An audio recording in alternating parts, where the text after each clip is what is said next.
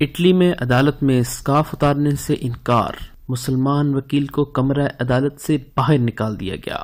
تفصیلات کے مطابق اٹلی کے شہر میں علاقائی انتظامی عدالت میں ایک سماعت کے دوران مراکش سے تعلق رکھنے والی 25 سالہ مسلمان خاتون وکیل اسما کو جج نے حکم دیا کہ یا تو وہ اپنا اسکارف اتار دے یا کمرہ عدالت سے باہر چلی جائے۔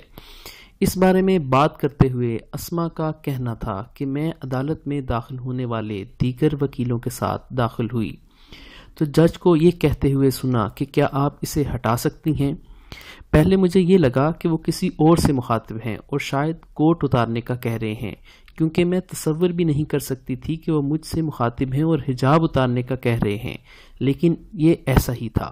انہوں نے مجھے کہا کہ اگر آپ کمرہ عدالت میں رہنا چاہتی ہیں تو آپ کو اسے اتارنا ہوگا، جس کے جواب میں نے جج سے کہا کہ میں اسے نہیں اتار سکتی، اس لیے میں باہر جا رہی ہوں۔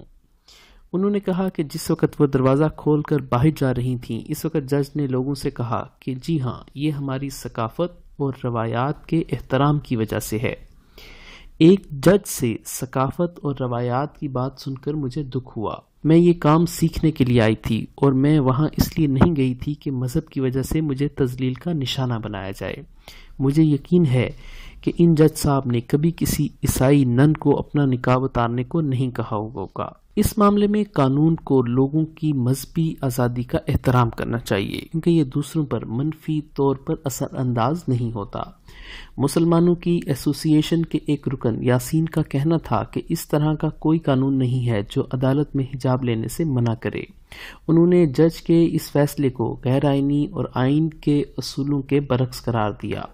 یاد رہے کہ یورپ کے بعض ممالک میں مسلمان خواتین کے حجاب کے خلاف نفرت انگیز مہم کا آغاز کچھ عرصہ قبل ہوا، جس کی لپیٹ میں بہت سے ممالک آ رہے ہیں۔